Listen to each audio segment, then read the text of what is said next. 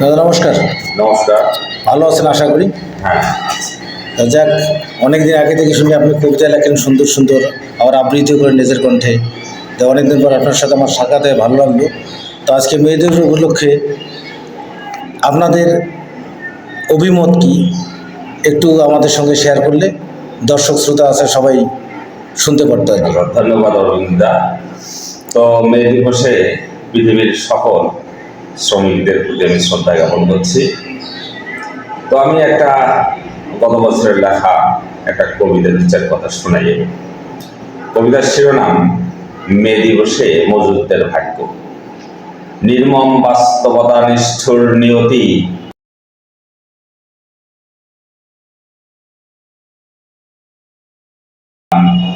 একটা মে দিবসে হয় কি ভেঙ্গে খান খান?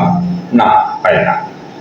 মে দিবস এসেছে, আমরা যারা সাধারণ মানুষ ফেসবুকে একটা স্ট্যাটাস দিই, না দিলে কেমন হয় তাই। অনেকে মনে হয়ে থাকে অসংখ্য ক্যামেরার ক্লিক ক্লিক, সভা হয়, সেমিনার হয়, বক্তব্য দিই,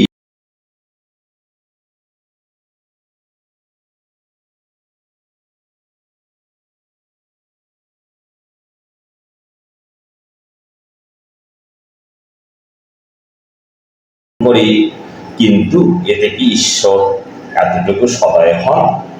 এতে কি দিনমজুর শ্রমিকের পেটের আগুন নেভে? ঈশ্বর তো লিখে রেখেছে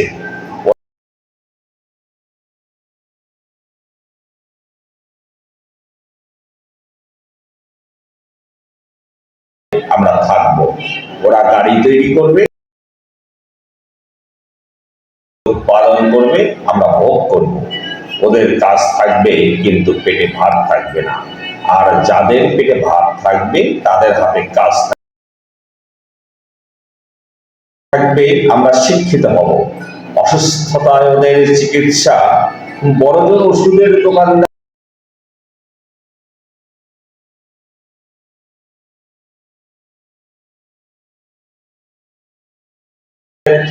আর আমাদের জন্য সিঙ্গাপুর।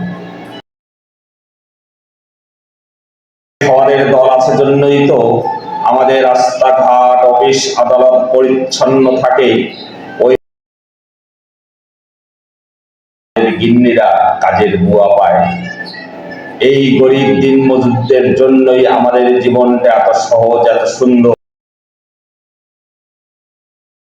ওরা মজুর, ওরা নিচতলার মানুষ। ধন্যবাদ।